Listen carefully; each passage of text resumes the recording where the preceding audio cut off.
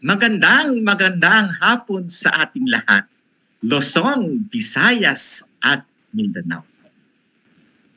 Ating ipinagdiwang sa linggong ito. At sabi nga, hindi lang sa linggong ito, sa buong buwan ng Oktubre. Ang Filipino Elderly Week and Filipino Elderly Month. Ayon ito sa Proclamation 470.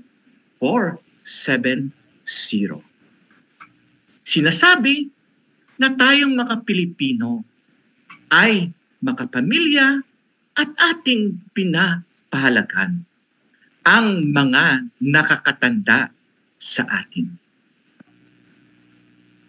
Dapat lingunin natin kung saan tayo nagsimula para tayo ay makarating sa ating paroroonan. Sa hapon ito, maswerte ang inklinasyon. Kasi meron tayong mga panauhin na galing sa isang samahan ng mga nakakatanda. At meron tayong isang advocate na women with disabilities na nanggaling pa sa Cebu City. So mga kainklinasyon, ating samahan ang ating mga panauhin, siyempre kasama ang buong tropa ng inklinasyon. Kasi napaka-interesante ng ating pag-uusapan sa hapong ito. Kasama na yung aking magandang co-host, no? Si Doc Gina Manalaysay. Fresh na fresh ito! Galing sa meeting ng National Anti-Poverty Commission, no? NAPSI, Persons with Disability Affairs, at silang dalawa, no, ay participants din sa nakaraan lang na Women with Disability Summit. So Doc Gina, ipakilala mo na yung ating mga panauhin. Doc Gina? Yes, Karanilo, di ba sabay post pa? Yan! Perfect. Yan, natutuwa po tayo at makakasama natin ngayong hapon ng isa ang ED po, Executive Director po ng Coalition of Services of the Elderly or COSE, si Miss Emily Beredico. Ayan po. Magandang hapon, Madam. Welcome po, Ma'am Emily. Yes, magandang hapon po sa lahat ng mga nakikinig at nanonood po ng Inklinasyon. Welcome po sa Inklinasyon. Sabi ko nga sa kanya kanina, she looks familiar. Yung pala nagkikita na kami sa NAPSI.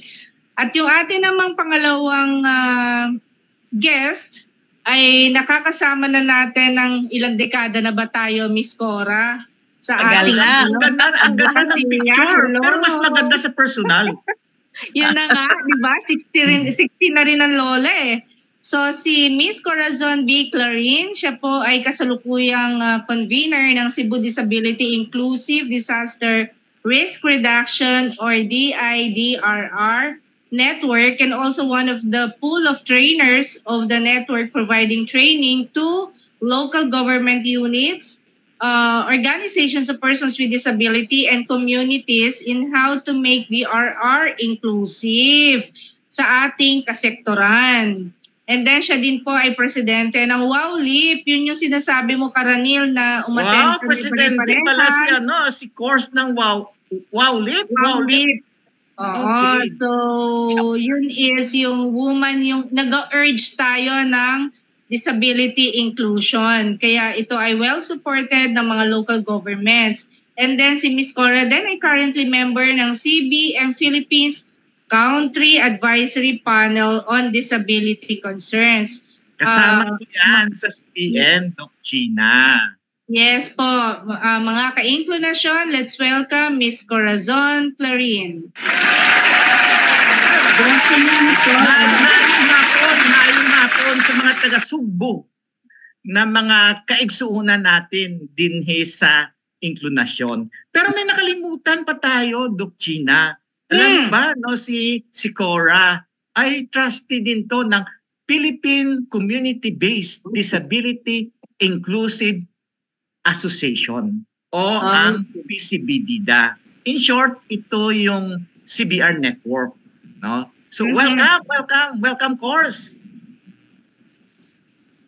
Welcome. Good evening, Sir Okay, Ernest. sige. Siguro unahin natin si Emily, no?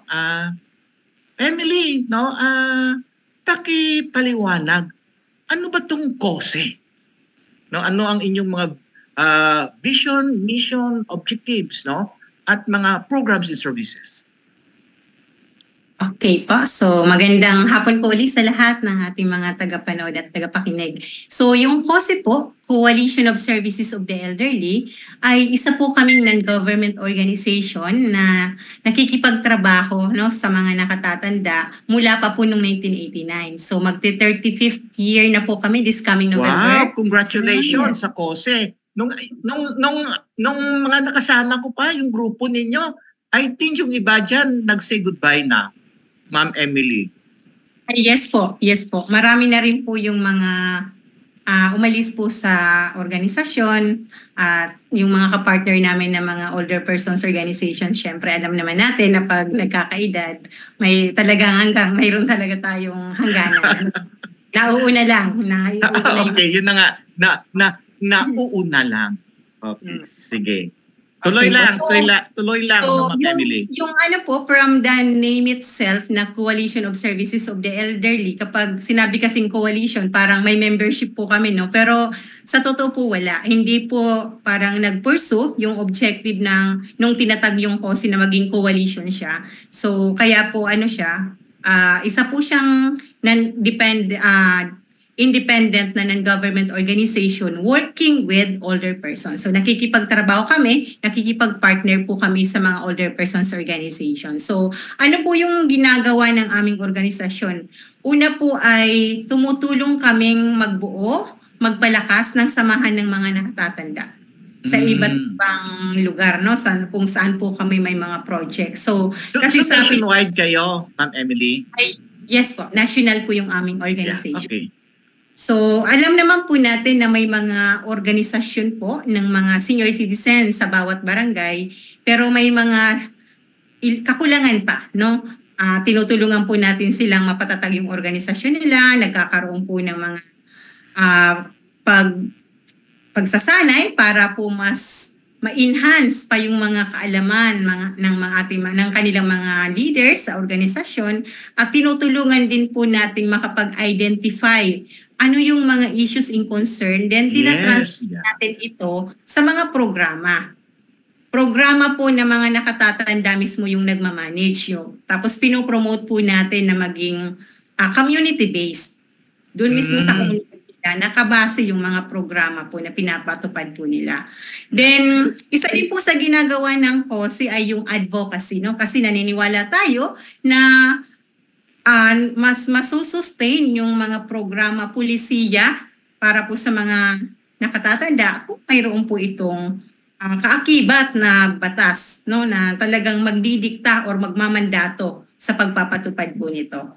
Then, ginagawa rin po ng KOSE yung partnership building, kasi isang maliit lang din po kaming organisasyon, di po namin kayang gawin lahat. So, mahalaga yung mga partners para magkatulungan po, no, sa advocacy para po sa mga nakatatanda. So, katulad po nung nabanggit ko kanina, pinopromote namin yung community-based programs ng mga nakatatanda. So, community-based programs of older persons, meaning of ng mga nakatatanda mismo po yung nagpapatupad po nito. So napakahalaga ng partisipasyon ng mga nakatatanda. Yun po yung isa sa mga pinapahalagahan ng aming organisasyon. So ilan po sa mga... Yes. Sige, balikan natin mamaya, no, mga kaigunasyon si Emily, no. I think pwede na kami ganun kasali pala, no, ni Doc Gina. No, at saka ni course, no? Kasi I think, no, magpakatotoo na tayo. Di ba? Hindi ko tinatanggi With that, ka. di ba, may discount na rin ako. Kaya enjoy ko yon. Sige. Doc Gina, ikaw na nga ikaw na mag-interview no kay Cora. Yeah, Miss Cora. So, Yes. good afternoon ulit. Pakikwentuhan mo naman kami kung kailan at paano ka nagsimula maging advocate para sa mga taong may kapansanan. Okay. So, good afternoon again sa lahat-lahat. I will bring you down memory lane, no? Just briefly. Memory lane. Yung background ni Cora, sometimes is coverage yan eh. Yes, si Silex yan. Yan ang the famous na si Silex ng Cordoba. Way back 1983, after my schooling, I went to Cebu for greener pasture at the age of 20 years old. Bakit taga-asa ka, Day? Taga-asa ka? Cebu City, and then I graduated sa Xavier University. Ah, wow. Yeah, of course. You're an Atenean. Yes, yeah. Blue Eagle ako. So basically, I started by as an advocate at the age of 20 because when I came to Cebu to look for a job, so I was able to meet the sister-in-law of my spiritual director, Father Bromeo, the owner of the Montebello Hotel.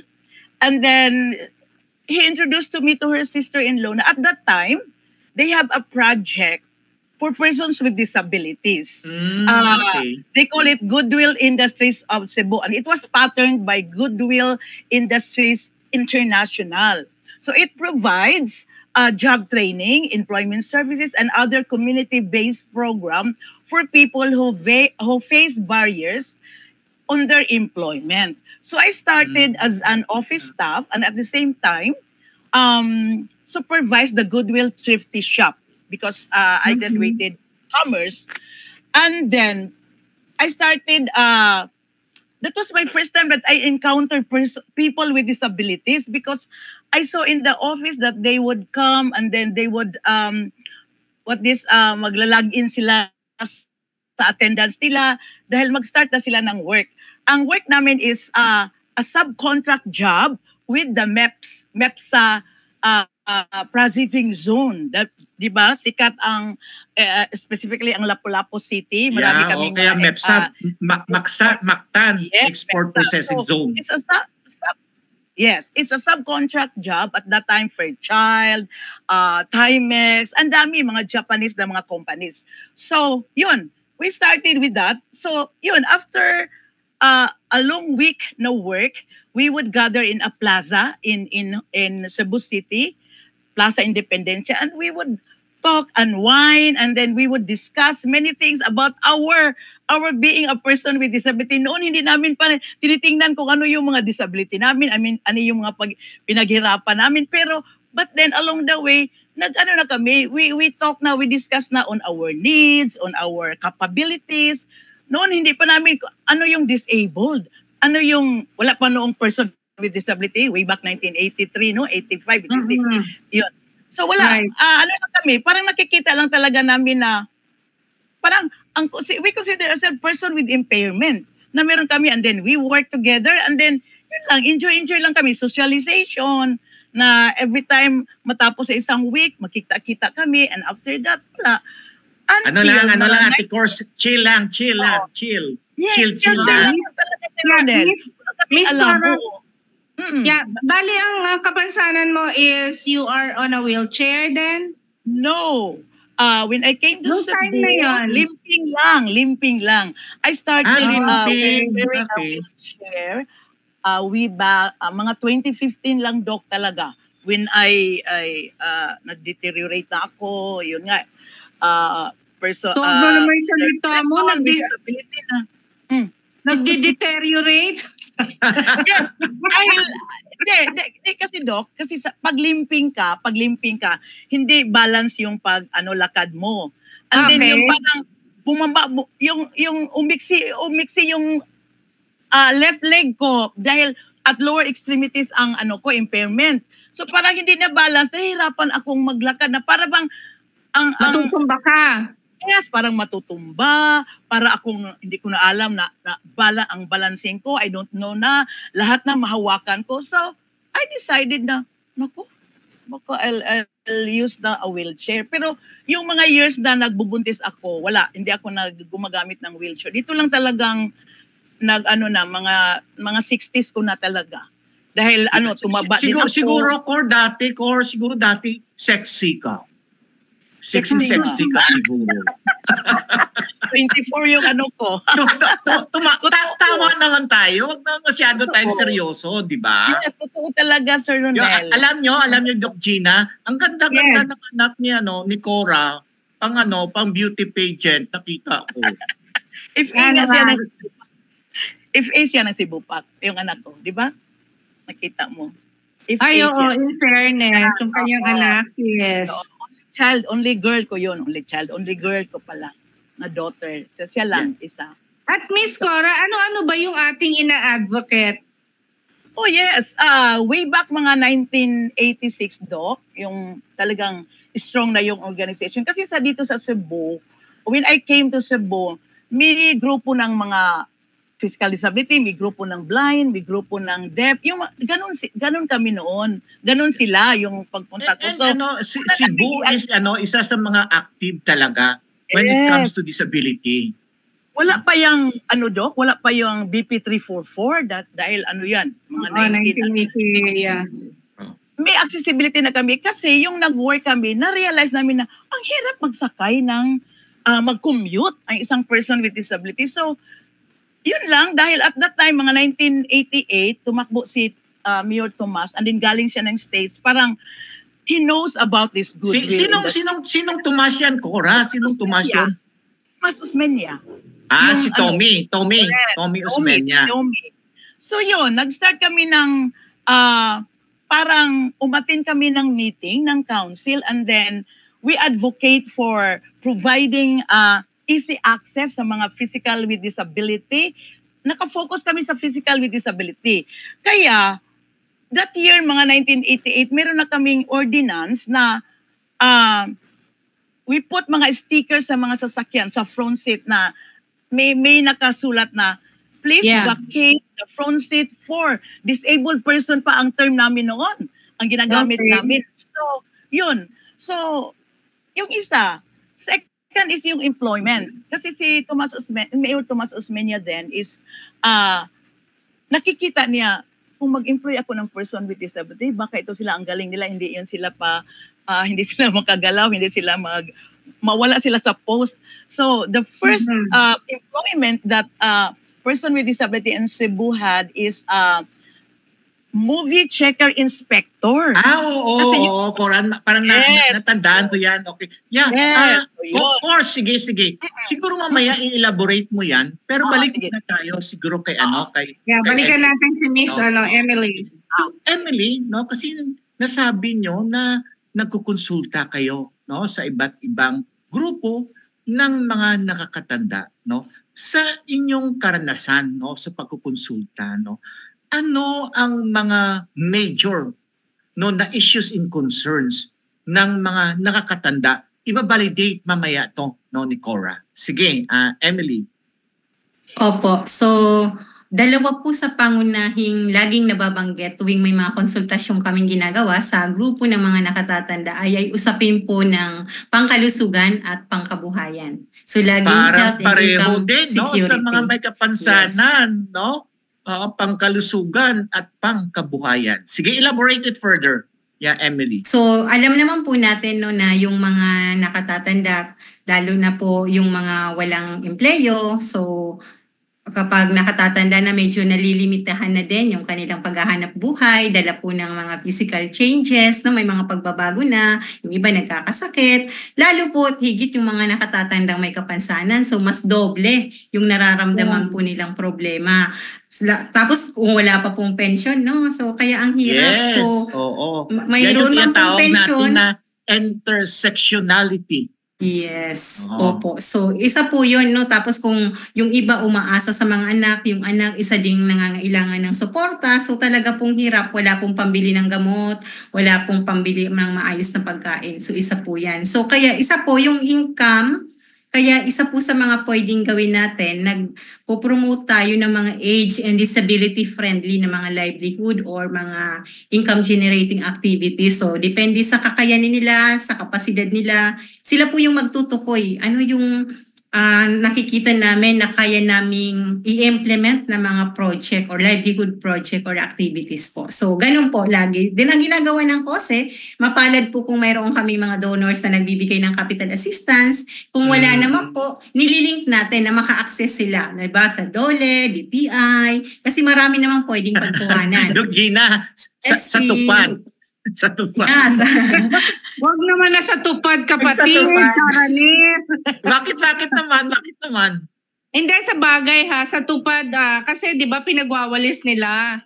So sabi ko, hindi naman po pwede magwalis yung mga may physical disability natin. In short, inilagay sila sa offices. Yeah. So, Depende naman yan, Dok Gina, kung ano yung kakayahan. Hindi naman kailangan taga-walis ka, di ba? Yeah. Taga-welcome ka, pwede naman, di ba? Sa opisina, pwede naman, no? Pero, Cora, no, yung sinabi ni Emily, no? Ganon din ba yung naririnig mo, naranasan mo, no? Doon sa mga older persons, no, with disabilities? Oo. Alam mo, Sir Ronel, when northern part of Cebu was badly hit by Yolanda, so doon lumalabas yung mga hinaing ng mga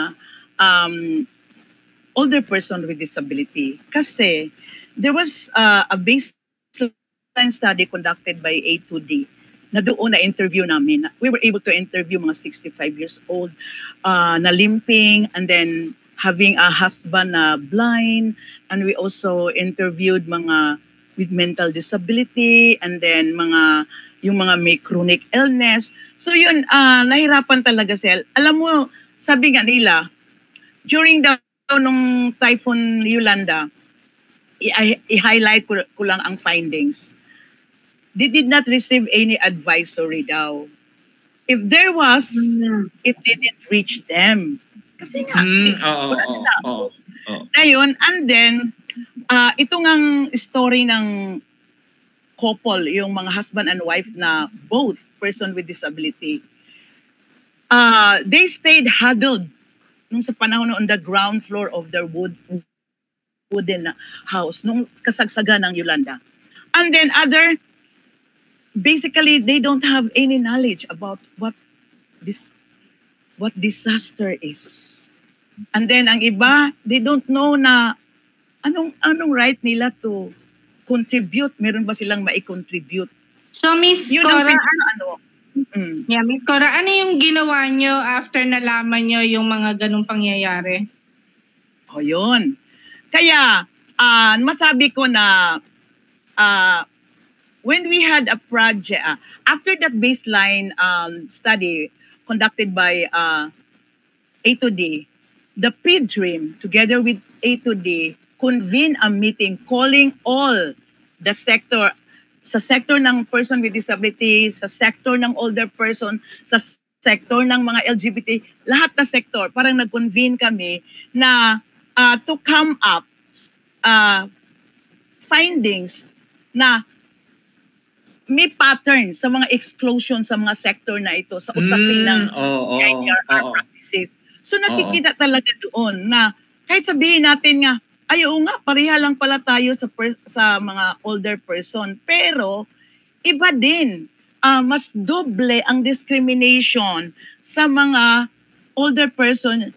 Aside from due to old age, may mga functional limitations na sila. So, mga negative perception towards older person na wala ng silbi. Matanda na sila, may disability pa. So, yeah, thank you, Miss Cora. Balikan nga natin, Karanil, naging interesado lang ako kay Miss Emily doon sa ganong kondisyon. Kasi ang DSWD, they keep on telling, tanggalin na, let's say kami, we are an advocate of persons with disability, and then pag nag-60 daw kami, we should already belong to the senior citizens sector. So ano ang pananaw nyo dito? At doon sa dinidescribe kanina ni Miss Cora, ano din yung mga ginagawa po ng KOSE about those things? Ay, opo. Yun nga, tama po na yung kasalukuyang mga practices kapag senior citizen na, pag 60 years old and above na tinatanggal na sila sa listahan ng mga persons with disabilities, di po ba? So yun po yung current na practice talaga. So ang pagtingin din po ng aming organisasyon na dapat hindi kasi iba yung sitwasyon ng mga nakatatandang may kapansanan. Nawawala doon ba sa, ang iyong kapansanan pag Iba. nagiging Yeah. isenta ka na? Yun nga po yung tanong. Ayun ang mga sinasabi nila. Bakit pag nag-60 ba ako, nawawala na yung kapansanan ko? So yun po isa yun. So totoo po yun, nung yung Yolanda time, nagkaroon din po kami ng response sa Leyte and Cebu. Totoo yung mga nabanggit kanina ni Ma'am Cora. So ang ginagawa po ng KOSE, kasi ang pinaka-issue yan, lalo po dun sa mga nakatatandang may kapansanan, lalo yung may mobility issue, hirap mag-access ng mga health services. Sabayan pa natin na wala naman talagang konkretong mga programang pangkalusugan para sa mga Meron ba health nakatatanda. services, Emily? Meron ba? Mayroon naman po limited. Meron pero naman. unlike other ano po, yung sector, like for example, sa ating mga barangay health centers, mayroong araw para sa mga bata, may araw para sa mga buntis, pero walang araw para sa mga nakatatanda o para sa may mga kapansanan. Di po ba wala yun? May mga libreng gamot, bakuna para sa mga bata, pero sa nakatatanda, sa ngayon mayroon naman, pero limitado pa rin po. No? So yun po. So ilan po sa mga ginagawa, yan, nabanggit din kanina ni Ma'am Cora, tama yun, yung inaccessible yung information, lalo na sa mga remote areas. Kapag may disaster, hindi inclusive yung ating warning system. So, Paano naiiwan ang mga Yes. older persons, at especially persons with disabilities. Yes po. Sabayan pa po natin yung paniniwala kasi mayroon po tayong tinatawag na ageism, yung discrimination based on age. So parang mismo yung mga may self-discrimination din na ginagawa, mismo yung ating mga nakatatanda. Pagdating sa rescue, ay mauna na kayo mga apo, anak, total, kami madali na rin buhay, mamamatay na rin kayo, isalba nyo na yung mga sarili nyo. Na dapat sila din, di ba, manggaling din sa kanila. Pero So, kaya siguro, po, Emily, pwede naman Yes, natin yan tingnan, in a positive note. No? Di ba, baka innate yan sa mga yes nga. older persons na I'm willing to sacrifice. No? Para Totoo sa po yan. pang-apo. Kasi parang yung kultura natin, kahit na hindi ka elderly, kahit nagtatrabaho ko sa abroad, si Doc China, naging overseas, workers, di ba? Magsisakripisyo ka doon. Tapos, ipadala mo dito. No? So parang, kung minsan nga, nakalimutan na rin yung ating sarili natin para lang mabigyan natin ng ginhawa. Yung ating mga pamilya. Baka ganon na perspective. Yes po. Kasi, Tama naman po yun kasi mayroon nga tayong tinatawag na positive parang self-discrimination.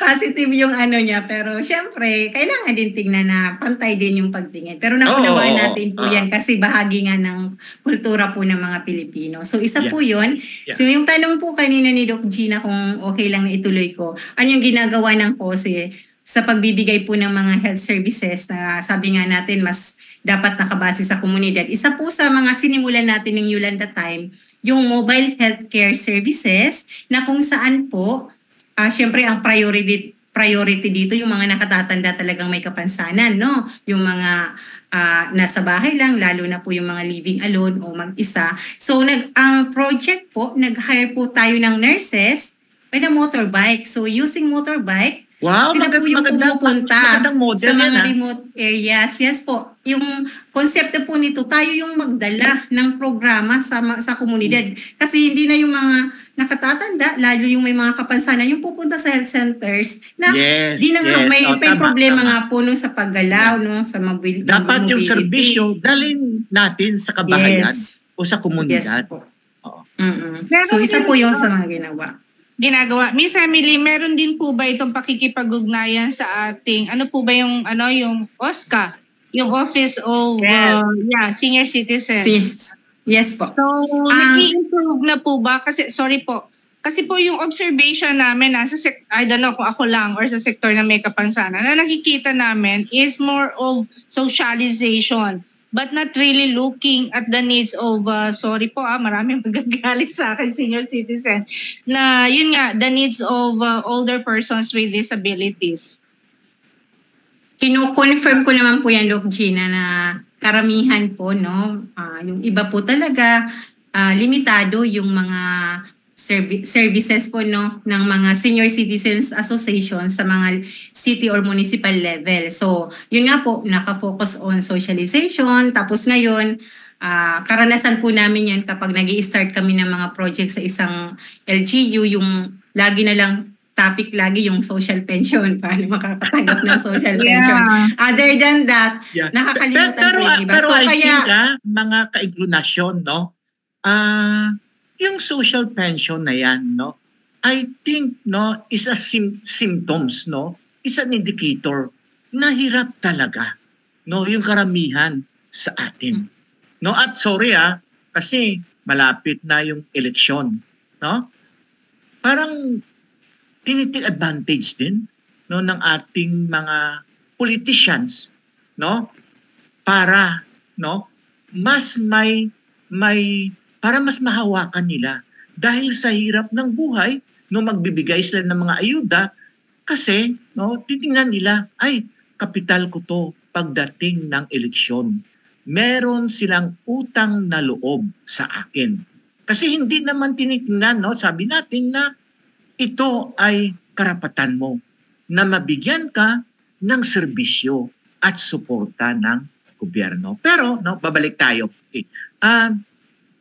Ma'am Emily, no, meron ba kayo, no, kasi ito, mainit na usapin to sa sektor ng persons with disability. More or less ba, may estimate kayo kung ilan ba yung ating mga nakakatanda? Na may kapansanan. Sabay ganun. Kahit na nakakatanda muna, and then titingnan natin yung may kapansanan. Okay. Yung 2020 census po ay mayroon tayong 9.2 million na senior citizen. Wow, 9.2 million. So, pero ngayon ang projection dahil 2024 na tayo, around 10 to 11 million na po yung senior citizen, no? Pero wala po, nakakalungkot, wala po tayong data kung ilan po talaga yung may kapansanan na mga senior citizen. So, yan po yung isa sa mga problema po ng sektor, no, na yung database po talaga. So, ngayon po na mayroon ng National Commission of Senior Citizen, nag-start na rin po sila na magkaroon po ng database para po dito. So, ganun pa rin yung isa sa mga major issues natin. Po. Yung data pa rin. No? Sige. Yes po. Pero malaking porsyento yung may kapansanan kumpara sa... May ano ba? Sa pagkaalam mo, course, meron bang samahan ang mga nakakatandang may kapansanan? At kung wala pa, baka simulan nyo ni Doc Gina. Pwede na ako magiging kasali dyan. I agree. Ang dito kasi sa Cebu, Sir Ranel, parang blessed kami dahil very strong ang organization ng older persons sa senior citizen, no? And then parang lahat na LGU may OSCA na ata. Mas nauna sila, wala pang hindi pa kompleto ang PIDAW. And then may sagot na yung problema kanina na yung pagdating mo ng 59, hindi na person with disability, wala ng ID. No. Meron ng memoranda, parang ano tawag nun? Memo ba? Between DSWD and the NCDA na it's just a matter of coordination. Yan ang ginagawa namin dito sa Cebu. It's just a matter of coordination na ito ang ginawa namin na ginawa ng ordinance ng isang LGU ng Mandaue. Kung the same ang ibigay na support, for example, financial assistance, kukunin na, pupunta si PIDAW doon sa USCA na in the preparation of the payroll. So, kunin na si senior with disability dahil dito na sa PIDAW na lista. Yung ganun lang. Pero pag different ang ma-receive, for example, grocery, rice, pera, both yan ma-receive mo. Okay.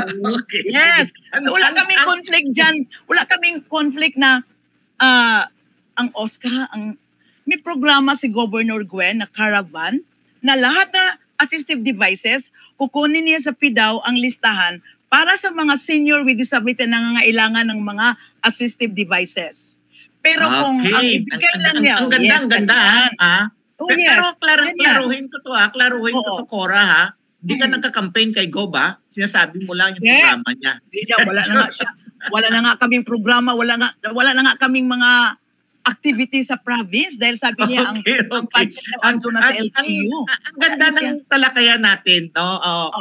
Ipagpatuloy natin to, Cora, ipagpatuloy natin.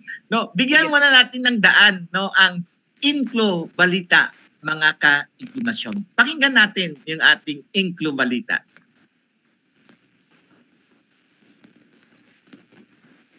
Ayan. Sa pangunguna ng WOWLIP, naisagawa ang 3-day Women with Disability Summit 2024 nitong nakaraang linggo sa The Heritage Hotel Manila sa temang We Urge Disability Inclusion and Women Empowered, United for Rights, Gender Equality, Disability and Social Inclusion o GEDC. Ito ay dinaluhan ng 200 representatives mula sa organizations of persons with disability, advocates, educators, community leaders, PDAOs at NGO mula po sa iba't ibang panig ng ating bansa.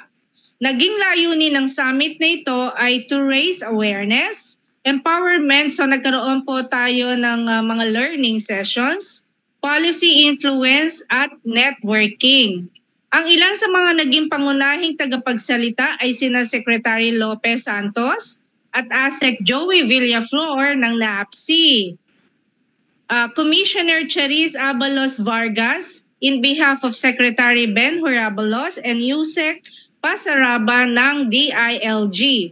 Yusek Emeline Villar ng DSWD na nagbigay ng pananalita sa ngalan naman po ng ating presidente. Ayan, nakikita sa picture, yung isa sa nag-promote ng 11650 or Inclusive Education, si Miss Mitzi.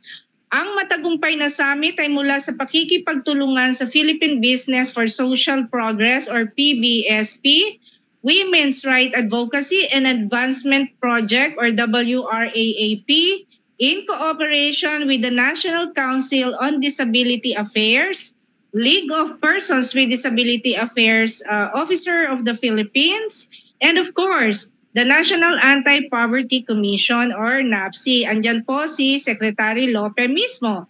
Ang Inklo Balita ngayong hapon ay hatid sa atin nila Pastor Emmanuel at Nida Salvador.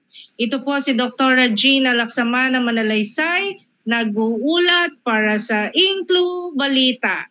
Wow! Congratulations! No, yung ating dalawang maganda na women with disabilities ay nandoon. Mga stars sila doon. Pero tanong ko, Cora, itanong ko, ano yung pinaka-take away mo doon sa Women with Disabilities Summit? Take away ko doon talaga, Sir Ranel, even nung umuwi na kami, nag-discuss, kasi nakikita-kita yung mga delegates from Iloilo sa isang boarding gate. I mean, 130, nakalinya, Iloilo sa mga Tacloban kami din. Sabi namin, dapat i-enrich ng isang person with disability leader ang mga laws ng sector. Dapat may alam sila, dapat magaling silang mag-statement kung anong advocacy nila, mga communication plan nila. Kasi at this point in time, we need talaga policy advocacy dahil ang gaganda ng mga laws ng Philippines, but then very poor ang implementation.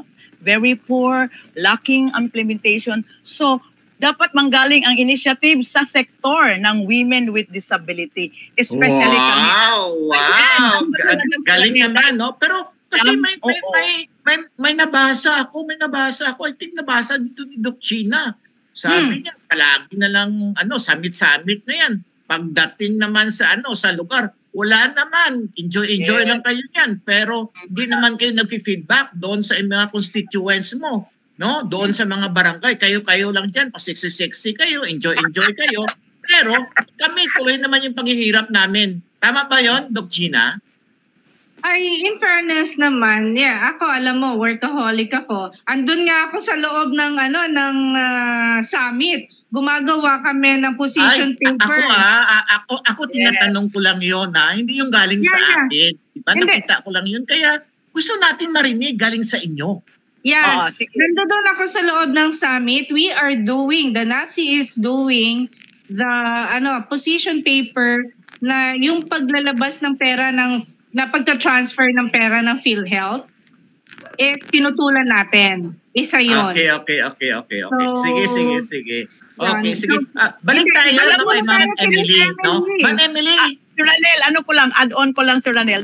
Sige. Go, Cora. Lahat ng mga speaker doon, they focus more on mga key messages and the call to action. Dahil yan talaga ang kailangan natin, call to action. Dami nating mga plano, wala namang nangyayari. So call to action talaga si Ranel yan. Okay, sige. Okay. Ma'am Emily, no, kasi may mga sa persons with disability, may mga summits, 'di ba?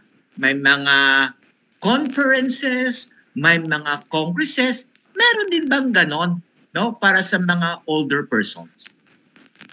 Okay, sa kasalukuyan po na mayroon na po tayong National Commission of Senior Citizen. So sila po yung nagli-lead, kasi 2019 na isa batas po ito. So mayroon po silang tinatawag. Kumusta naman sila? Talaga bang they participate yung human rights na kinukonsulta, 'di ba? Kasama ba sa pagpaplano? Kasama ba sa implementation? Kasama ba sa monitoring? Kasama ba sa evaluation? Doon, yung mga the usual natin na project management. Kasama ba doon yung mga older persons din? Or sila-sila lang? Yung pagpaplano mula sa taas. Tapos sumunod kayo sa amin. Pag hindi kayo sumunod sa amin, wala. Hindi kayo ipapadala. Hindi kayo ulit namin ibibintahin papunta dito sa national, sa summit at sa Congress namin. Anyway, si Ma'am Emily, ikaw na. Kamusta naman? Sa ngayon po kasi, di ba, bago pa lang din po yung komisyon, 2019 po siya na ipasa, pero halos nakakumpleto lang po nung komisyon. Bali 5 years. Bali 5 years na. Opo, pero po... So parang Ma'am Emily, bigyan natin sila ng parang honeymoon ba? Honeymoon ba muna? Pero po may mga nasimulan na rin naman po kasi kakukumpleto nga lang po mismo nung mga commissioners, ang tagal po nung appointment. Okay. Last year lang po na kumpleto, tapos may mga pinagdadaanan din sa loob. So ngayon po, mayroon naman po silang binuong National Advisory Body. So composed po yan na mga NGO working with older persons like COSE, kasama po kami doon. Okay. Tapos po yung mga government agencies na may direct na mga services programs sa mga senior citizen. At the same time po, grupo mismo ng mga senior citizen. So represented naman po. So may mga workshop, nagpaplano kung ano po yung mga programa. Then ang ginagawa nila ngayon, bawat po region, mayroon na din po silang kinikreate na regional advisory body. So nag-start na po this year yung... In a way, Ma'am Emily, meron ba kayong parang 5-year development plan for older persons, including older persons with disabilities? Yes po, mayroon pong tinatawag na Philippine Plan of Action of Senior Citizen. So PSAC po. So mayroon pong na-develop na for 2022 to 2028 po ata. So bago lang po siya na nabuo. So yung isa nga lang po sa problema namin ngayon, yung binuo po yung plano na yan, na dati po laging naman na nakukonsult yung mga kami na nakikipagtrabaho direkta sa nakatatanda, sa kamis po yung mga older persons or senior citizens organizations. Ngayon po na-limit kasi parang pinakomission nila sa isang grupo, sabihin ko na sa WHO, pero nag-limit yung kanilang konsultasyon sa mga government agencies lang. So di po kami natanong. Di kami nakasama doon sa pagpaplano. Pag mga international naman, parang gusto nila yung mga state actors Diba? So tayo naman non-state actors. Pero napakahalaga po ng boses natin doon. Next time na lang kayo. Anyway, of course, sinabi ni Ma'am Emily na yung plano, no? Narinig mo ba yon, Cor? Na konsulta kayo diha sa mga taga-Sugbo? Yes, tayo meron man tayong National Plan of Action sa andyan yan sa NCDA. Parang napasama ata ako 2022 dahil I was still the Core yung VP yung of tinatanong ko, Ecofidel.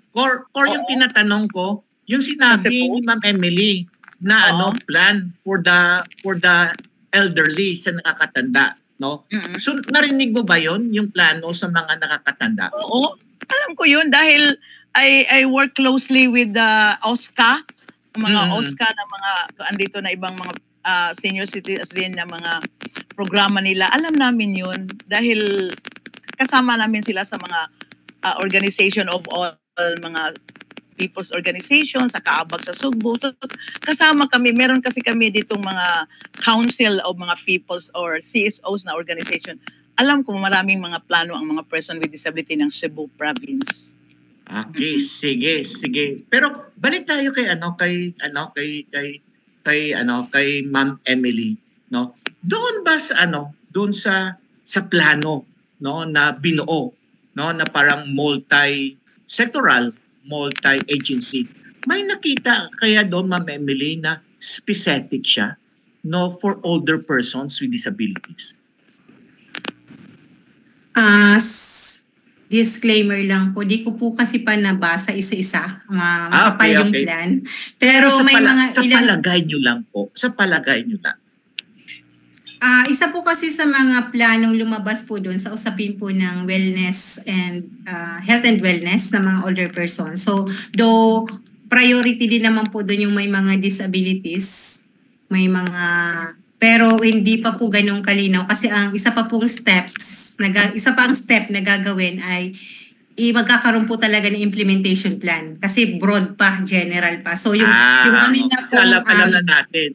So dapat talaga may implementation plan at saka may complan, no? So sana, no, ang mga makasama kami. Makasama talaga yung totoo. Yung sinasabi namin, Doc Gina, yung meaningful participation. Hindi lang token, no? Kasi actually ito talaga yung na-advocate, no, namin, no, na genuine and meaningful participation, no? Tulad ng mga batang may kapansanan, 'di ba? Dapat totoong nakikilahok sila. Hindi lang sila palamuti at hindi lang sila tagapalakpak.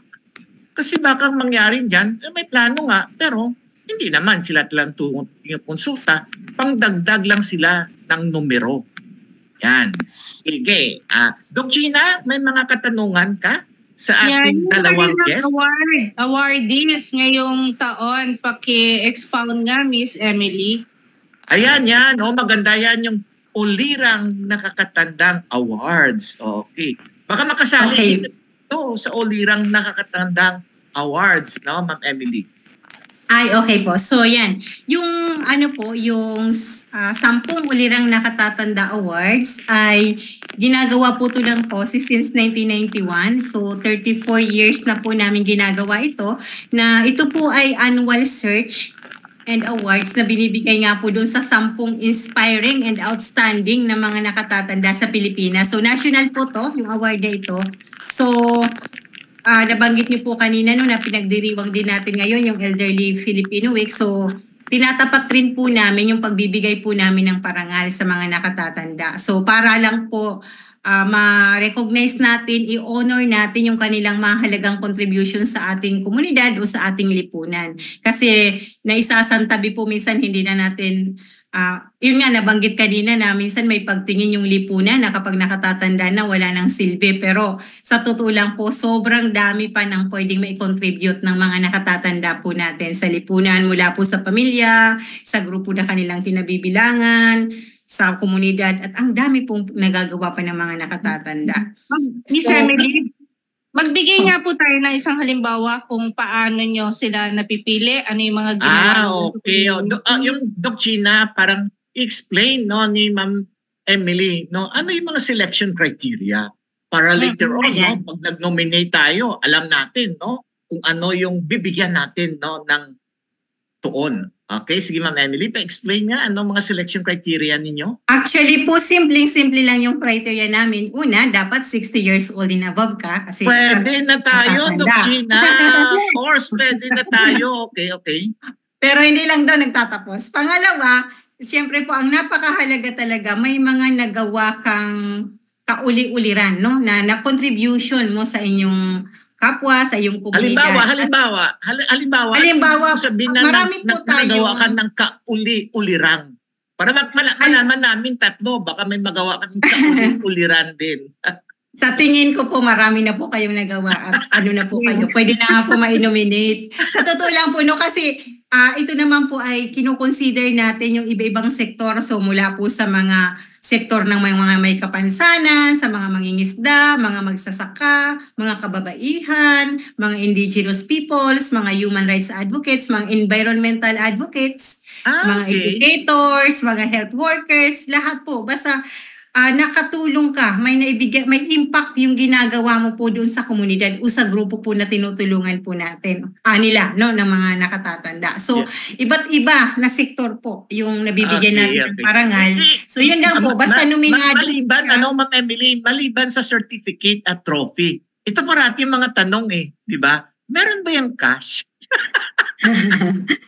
Nung nagsimula po kami nung 1991 ata, maliit pa. Sa ngayon po maliit pa rin, pero pwede na rin naman po. May nagbibigay din po kami ng trophy na medyo maganda yung trophy. Nakita nyo dun sa picture, no? Orchid po yan mula sa Laguna, sa Paetet. Tapos cash award po na 20,000 pa lang sa kasalukuyan. Pero tinatry natin na increase. Tapos may mga naman tayo, like po nitong kahapon, may gift certificate po mula sa United Bayanihan Foundation, Unilab products na worth 5,000 each. Pwede na. Doc Gina, pwede na. Saan ba yung mas mataas na cash prize, Doc Gina, Cora? Sa Mabini ba? Sa Mabini Awards ba? Or dito sa Ulirang? Mas mataas sila sa Ulirang. Filipino.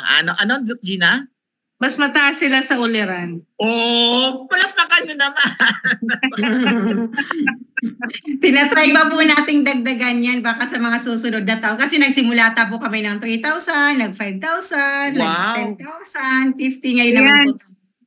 Yeah, okay, sige. Thank you. Balikan natin, para Ay, isa lang na pong criteria para lang po kung mag-nominate kayo kasi bubukas na uli natin as early as March. Dapat po nominated po ng sektor, ng grupo na kanyang pinagsisilbihan. Bawal po yung self-nomination. Okay. Sige. Sige. Doc Gina, may tatanong ka kay Cora. So, yun nga, yung sa, paano nyo na-include sa inyong preparasyon yung mga older persons with disability sa DID? Or Disability Inclusive Disaster Risk Reduction.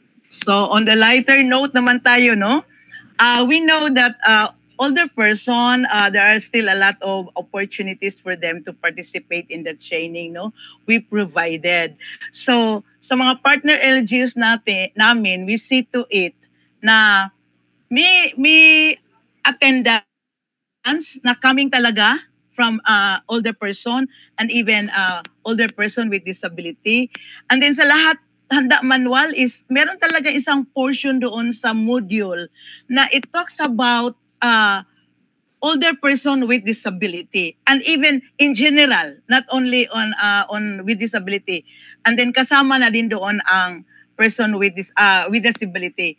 Kung paano yung mga ibinibigay natin ng mga training sa person with disability, ganun din sa mga sa older person with disability. Hindi sila na mahuhuli. So, for example, ang programa talaga namin is Inclusive DRR.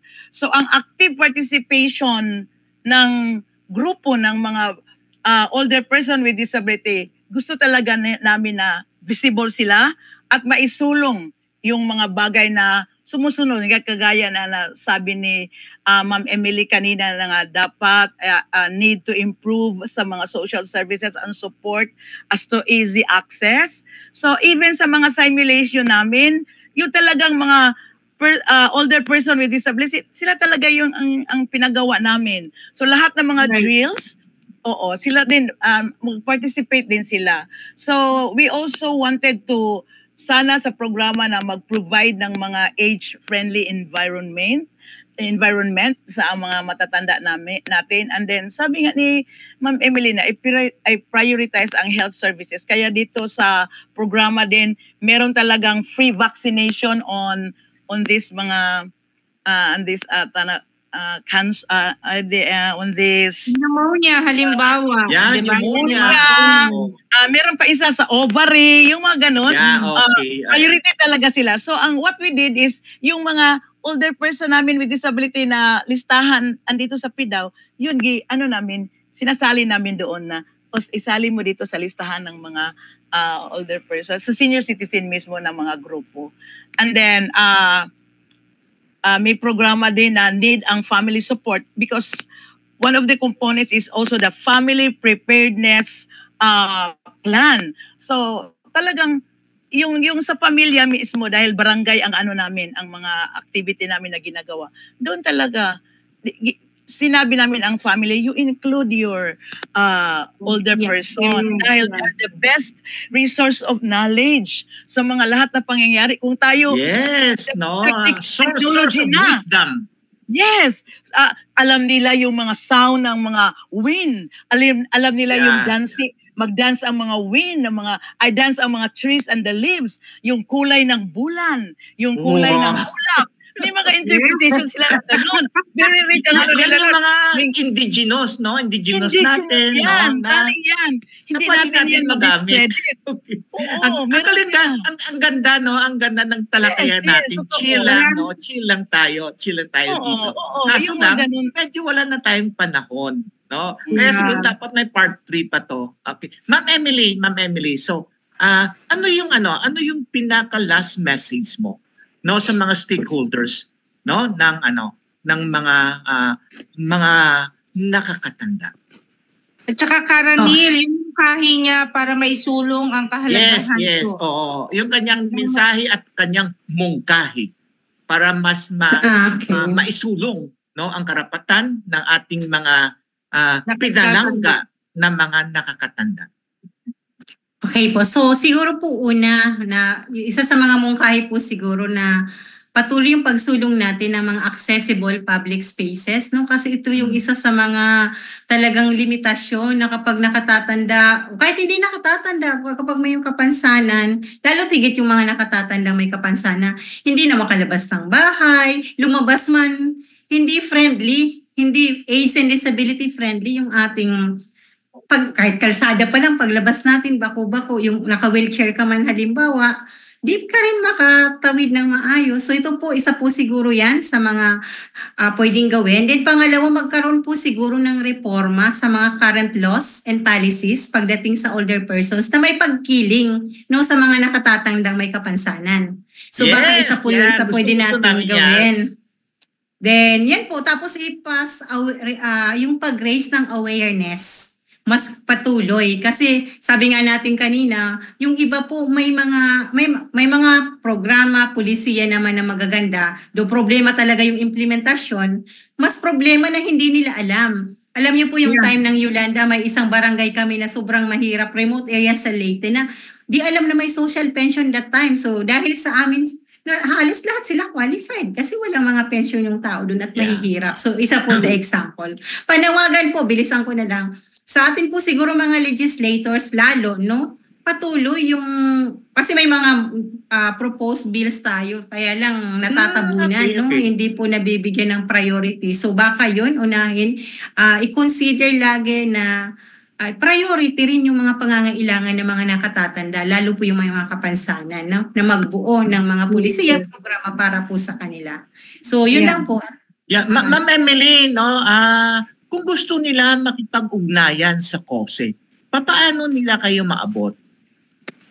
Siguro po, pwede rin pong i-visit yung website namin, www.cose, pasahin ko na lang kasi de-memorize. So mayroon po kaming website, www.cose.org.ph. Then pwede rin po, may Facebook din po kami, COSE Older Person. Then pwede rin pong bumisita sa aming opisina dito po sa Quezon City, no? 29A Magiting Street, Teachers Village East, Diliman, Quezon City. So yun po. Ayan, pinapakita, no, ng ating tech, no? yung website no ng COSE. Okay. Ayan. Sige. Karaniwan, siguro meron lang akong idadagdag na makakatulong in terms of accessibility, fighting for accessibility. Actually, the friendly should not be used. It should be compliant. Dahil meron naman na po tayong existing batas, and the persons with disability sector can makakaagapay dyan. So, pwede nating i-collaborate yon. Thank you, Karaniwan. Okay. Thank you for that. That's noted, no, Doc Gina. Pero alam natin no na may updated no na implementing rules and regulation no yung ating BP 344. So dapat yun na yon gamitin natin. Okay. Course no. Ano ang inyong mensahe? Mensahe ko is for the older person with disability, continue empowering voices of older person, continue to participate in any community development activities kasi yun nga nawala na sila ng gana, and then continue serving the community despite of our old age. Kung kaya pa, why not? So visible tayo sa mga desisyon, kasama tayo, kasali tayo. So ang usapin ng para sa older person with disability dapat maisulong at ang magsalita at ang magsabi talaga is yung mga older person with disability. And then maging partner tayo ng mga younger generation sa mga plano-plano natin. Dapat partnership. Para exchange of ideas. Kung ang mga younger generation, meron silang mga high-tech, mga grabe yung mga insights, tayo naman is full of wisdom tayo. Yeah. Yes, I agree. Ang galing ni Cora. Okay, sige. JM, yung ating mga gustong ipaabot no sa ating mga taga-inkrunasyon.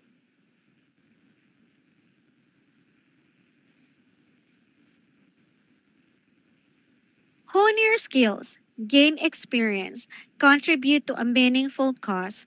Incarnation is accepting interns and OJTs for our Facebook Live program dedicated to promoting the rights of persons with disability. Apply now and let's make a positive impact together. Send your application to incarnation@gmail.com. It's incarnation@gmail.com. INKLUNASYON@gmail.com and address it to Incarnation Core Group through our technical assistant, Joanna Marie David. May mga disability-related topics or issues pa ba kayo na gustong pag-usapan? Ano pang hinihintay ninyo? Makipag-ugnayan na sa Incarnation. Dahil sa Incarnation, laging may inklusyon. Ipadala ang inyong reaksyon, komento, rekomendasyon, or suggestion sa aming email address incarnation@gmail.com. Incarnation@gmail.com. INKLUNASYON@gmail.com and address it to our Incarnation Core Group through our Technical Director, Ina Figueroa. We would like to thank our sponsors and partners, CBM Global Disability Inclusion, Philippine Coalition United Nations Conventions on the Rights of Persons with Disabilities or PCUNCRPD, INET Philippines, Norfield Foundation, CISO, Philippine Partnership on Children with Disabilities or PPCWD, Liliane Funds, Deafblind Support Philippines or DBSP, Philippine Chamber of Massage Industries for the Visually Impaired or PCMIVI, Provincial Government of Batangas, PIDAO Pangasinan, Regional Associations of Women with Disability or RAWWD Region 1, Mabini Movement, and of course, the ASEAN Enabling Master Plan 2025 Coalition. Thank you. Okay, maraming salamat no sa ating espesyal na panauhin sa hapon to. no, kay Ma'am Emily ng Kose, no, kay Ma'am Cora Clarin ng Cebu. No, isa naman, no, napaka-produktibong hapon, no, sa pagtalakay ng mga issue at solusyon patungkol, no, sa kalagayan ng ating mga nakakatanda. Tayong mga Pilipino, nandyan sa ating pagpapahalaga ang pagmamahal sa ating nakakatanda. Sa ating pagdiwang ng kanilang buwan, tingnan natin sila. Ano kaya ang kanilang mga pangangailangan? Paano na sila makatulong para malutas, no, ang kanilang kalagayan at mapataas ang antas ng kalidad ng buhay ng Pilipinas. Huwag natin kalimutan na ang totoong, no, kaalaman, ang wisdom ay nandyan sa ating mga nakakatanda. Huwag din natin kalimutan, no, mga ka-inklinasyon. No, siguro, no, i-congratulate lang muna natin, no, yung ang Archbishop, no, ng Caloocan, no, si Archbishop Ambo David, na siya, no, ay pinangalanan isang kardinal, no, ng ating Papa, no, isang, no, napakahalagang, no, pangyayari yan, no, na galing sa Pilipinas, no, may isa namang kardinal, no, balang araw siguro baka, no, magkaroon tayo ng isang Filipinong Santo Papa. Santo No? Papa. Kung yan, no, ay ipahintulot ng ating Panginoon, no, na ang magiging, no, shepherd, no, ng kanyang simbahan ay manggaling sa Asia at manggaling mismo sa Pilipinas. So ipagdasal natin, no, ang ating mga mayan, yung nagsisilbi, syempre yung ating mga sabi nila, yung mga lingkod bayan, no, at ating mga lingkod din sa ating simbahan, no, yung mga NGOs, yung mga nagtatrabaho sa mga persons with disability, no, sa mga elderly persons. No?